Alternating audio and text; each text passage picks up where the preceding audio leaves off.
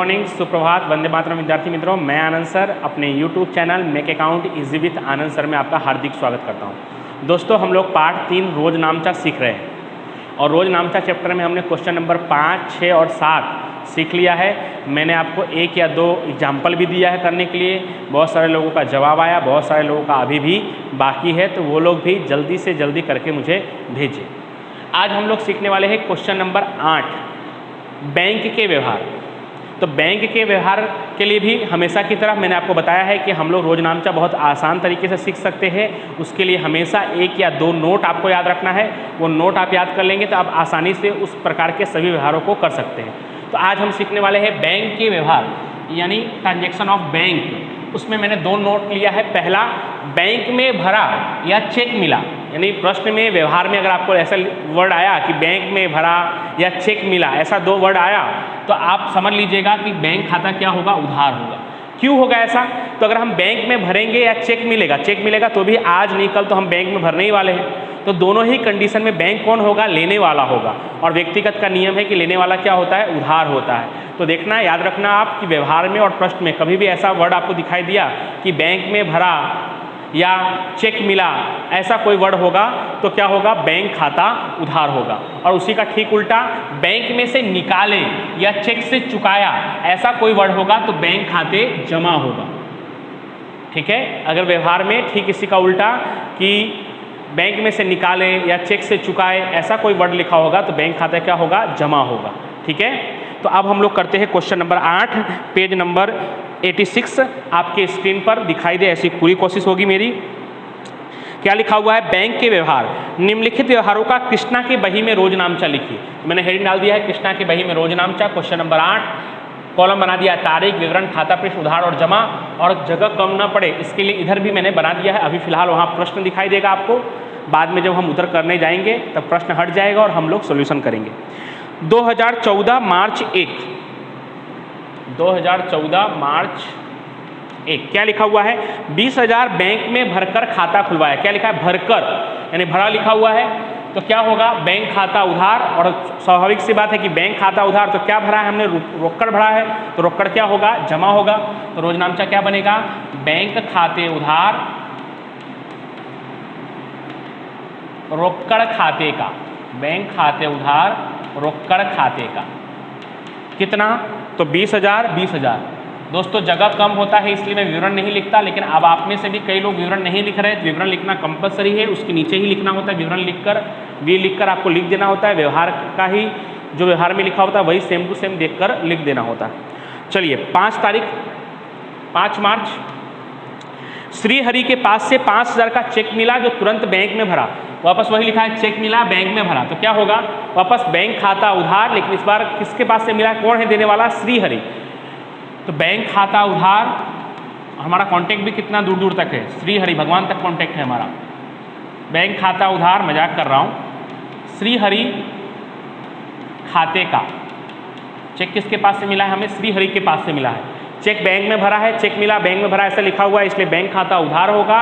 और श्रीहरि कौन है, देने वाले हैं, इसलिए श्रीहरि खाता जमा होगा। कितना, अगर मान लीजिए हमें ये नहीं पता है कि श्रीहरि देने वाले और श्रीहरि खाता जमा होगा, तो भी हमें इतना पता है कि बैंक उधार होगा नोट के हिसाब से, कि चेक मिला बैंक में भरा तो बैंक उधार होगा। तो ऑफकोर्स बैंक उधार होगा, दूसरा जो भी नाम दिखाई दे रहा है वो जमा होगा। तो कितना दिया हुआ है, 5,000, तो 5,000 5,000। उसके बाद तारीख 6, रमन लाल के पास से वसूली के रूप में 2,000 का चेक मिला। फिर से वही वर्ड है, सेम टू सेम व्यवहार, चेक मिला लिखा हुआ है, तो फिर से बैंक खाता क्या होगा, उधार होगा। और इस बार देने वाले कौन है, रमन लाल, तो रमन लाल क्या होगा, जमा होगा, यानी 5वीं की तरह ही है, सेम टू सेम। बैंक खाते उधार रमन लाल खाते का,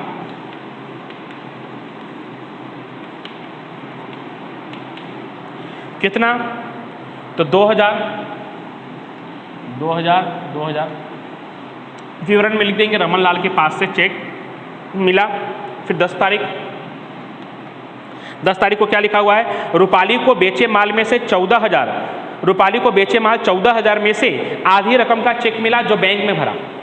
सबसे पहले तो चेक मिला बैंक में भरा, यह देखिए, ये देख सकते हैं आप, चेक मिला बैंक में भरा, तो क्या होगा, बैंक खाता उधार, फिक्स हो गया।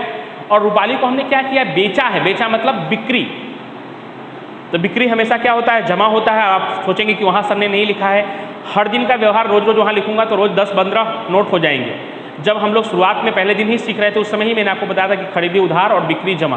तो बिक्री जमा होगा कितना, 14,000। लेकिन एक ध्यान रखने वाली बात है कि 14,000 में से आधी रकम का चेक मिला है, तो हमें खुद ही समझ जाना है इसका मतलब आधा अभी भी बाकी है। किससे लेना बाकी है, तो रूपाली से लेना बाकी है।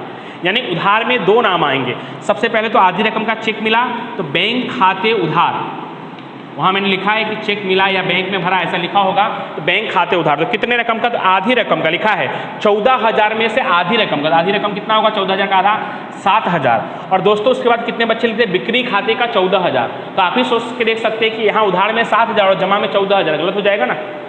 तो बिक्री खाते का 14,000 तो होगा, लेकिन हमें खुद समझना है कि 14,000 में से आधा चेक मिला है, मतलब आधा अभी भी बाकी है लेना। तो किससे लेना बाकी है, तो रूपाली को से लेना बाकी। तो रूपाली खाते उधार 7,000। हाँ, पूरा चेक मिल गया होता तो हम लिखते बैंक खाते उधार 14,000, बिक्री खाते का 14,000। एक भी रुपये का चेक नहीं मिलता तो रूपाली खाते उधार 14,000, बिक्री खाते का 14,000। लेकिन आधा चेक मिला है और आधा बाकी है, तो ऊपर दो नाम आएंगे, बैंक खाते उधार 7,000, रूपाली खाते उधार 7,000, और कुल मिलाकर बिक्री खाते का 14,000। अब इसमें विवरण कैसे लिखेंगे, तो रूपाली को माल बेचा जिसमें आधी रकम का चेक मिला, ऐसे लिख सकते हैं विवरण। रूपाली को बेचे माल में से आधी रकम का चेक मिला। अब तारीख 12 ठीक इसी की तरह है, लेकिन इसका उल्टा खरीदी का व्यवहार है। वो दीप कला में से 10,000 का माल खरीद कर आधी रकम चेक से चुकाया।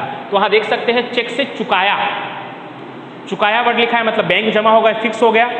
खरीदा लिखा है मतलब खरीदी उधार होगा। खरीदी उधार कितना होगा, तो खरीदी उधार होगा पूरा 10,000। खरीद खाते उधार, खरीदी हमेशा उधार होता है, आपको पता ही है। खरीद खाते उधार 10,000, खरीदी हमेशा उधार होता है, बिक्री हमेशा जमा होता है। लेकिन हमने चेक से कितना चुकाया है, तो चेक से हमने आधी रकम चुकाया है। तो बैंक खाते का 10,000 का आधा रकम कितना होगा, 5,000, यानी आधा अभी भी बाकी है। तो किसको देना बाकी है, तो दीप कला को।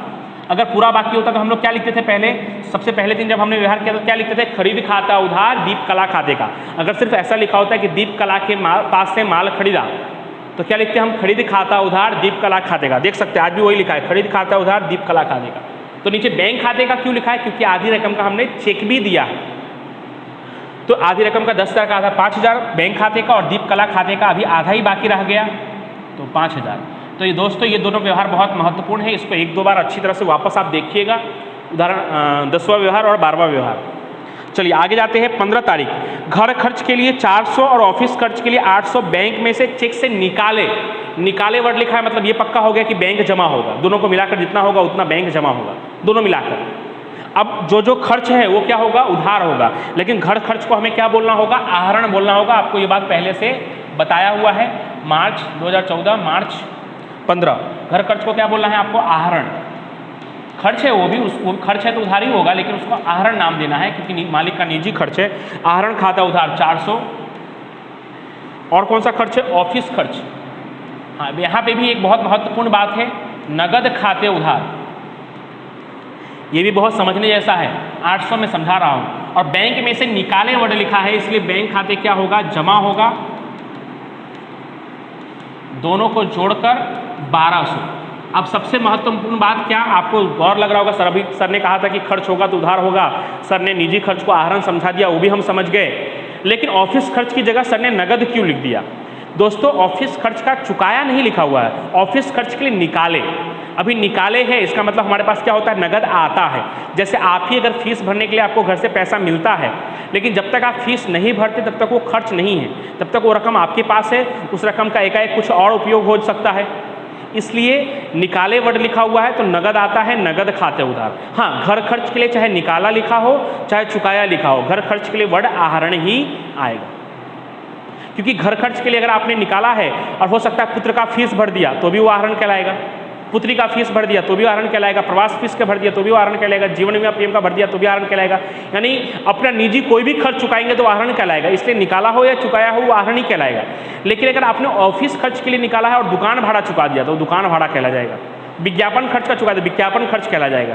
तो वो बदल सकता है, इसके लिए अभी चुकाया नहीं। अगर ऐसा लिखा होता कि घर खर्च का 400 और ऑफिस खर्च का 800 बैंक से चुकाए, तो अब यहाँ पे आहरण खाता उधार, ऑफिस खर्च खाता उधार और बैंक खाते का आता, लेकिन निकाला है मतलब रोककर आता है, तो आहरण को तो घर खर्च को तो आहरण ही लिखेंगे, आहरण खाता उधार 400 और ऑफिस खर्च का निकाला है यानी रोककर आता है, रोककर खाता उधार 800 और दोनों ही कंडीशन में बैंक में से निकाले वर्ड लिखा हुआ है, इसलिए बैंक खाते जमा दोनों मिलाकर कितना 1200। तो इसका भी जब हम उदाहरण करोगे आप तो आपको और अच्छी तरह से आएगा और ऐसे व्यवहार अभी आगे भी आएंगे। उसके बाद तारीख 18 जीवन बीमा प्रीमियम के 300 और आपका बीमा प्रीमियम 450 चेक से चुकाया। देखिए यहाँ पे लिखा है चेक से चुकाया मतलब खर्च है, तो 18 तारीख जीवन बीमा प्रीमियम को आप क्या बोलोगे? आहरण, क्योंकि वो मालिक का निजी खर्च है। जीवन बीमा प्रीमियम को क्या बोलना है आपको? आहरण बोलना है, मैं पहले भी बता चुका हूँ आपको। तो आहरण खाते उधार 300, आग का बीमा प्रीमियम यहाँ पे नगद नहीं लिखेंगे क्योंकि लिखा हुआ है चुकाया, तो आग का बीमा प्रीमियम खाता उधार वो कितना 450 और लास्ट में क्या लिखा है? चेक से चुकाया। ये देखिए मैं यहाँ नोट लिखा है चेक से चुकाया मतलब बैंक जमा, तो बैंक खाते का कितना, तो दोनों को मिला देंगे 400 और 300 750। उसके बाद तारीख 20 बैंक ने 25,000 का ओवरड्राफ्ट मंजूर किया, तो ये कैसा व्यवहार कहलाएगा? बिन आर्थिक व्यवहार। क्यों? अभी मंजूर किया, अभी पैसे दिए नहीं हैं। जब भी आपको लोन मंजूर होती है तो लोन की रकम तुरंत नहीं मिलती, उसके प्रोसेस होते हैं, तो इसलिए मंजूर किया वर्ड लिखा हो, निश्चय किया, मंजूर किया, भेंट में दिया, ऑर्डर दिया, ये सब वर्ड लिखा हो तो कैसा व्यवहार कहलाएगा? वो बिन आर्थिक व्यवहार कहलाएगा। और नामा की बही में बिन आर्थिक व्यवहार का लेखा नहीं होता है। थोड़ा आपको नया लग रहा होगा, लेकिन जैसे जैसे हम आगे जाएंगे आपको आते जाएगा। बस आपका काम यही है कि इसको अच्छी तरह से पूरा वीडियो आप देखें, हो सके समय मिले तो 1 से 2 बार देखें तो आपको अच्छी तरह से आ जाएगा। 25 तारीख उसमें 2 व्यवहार है। बैंक ने ब्याज का 200 जमा किया और बैंक खर्च का 100 उधार किया, तो उसको बारी बारी से ए और बी करके आपको लिखना होगा क्योंकि उसमें 2 व्यवहार है। बैंक ने ब्याज का क्या किया? जमा किया, तो ब्याज हमारे लिए क्या है? आवक है, और बैंक जमा करेगी तो बैंक कौन है? लेने वाली है, तो बैंक खाता क्या होगा? उधार। बैंक ने जमा किया मतलब एक तरह से हमने बैंक में क्या किया है? भरा है, और भरा है तो बैंक क्या होगा? उधार होगा, तो बैंक खाता उधार और बैंक ब्याज खाते का कितना? 250 250। आप दोनों का विवरण साथ में भी लिख सकते हो और दोनों का विवरण अलग अलग भी लिख सकते हो। अलग अलग लिखोगे तो यहाँ पे लिख दोगे बैंक ने बैंक ब्याज का जमा किया। बी, बैंक ने बैंक खर्च का 100 उधार किया। 100 उधार किया मतलब चुका दिया, हमारी तरफ से चुका दिया मतलब बैंक जमा होगा, और बैंक खर्च है तो बैंक खर्च क्या होगा? उधार होगा। क्या रोज नामचा बनेगा? बैंक खर्च खाता उधार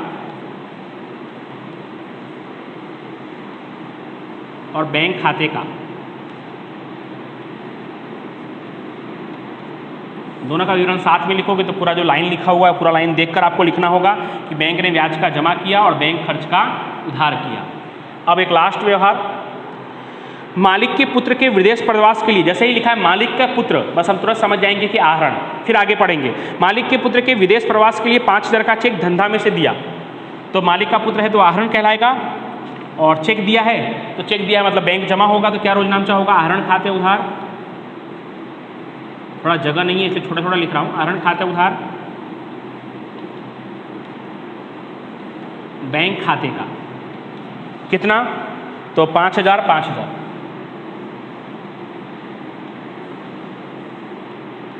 उसके बाद आपको पता ही है कि हम लोग पूरा योग कर देंगे,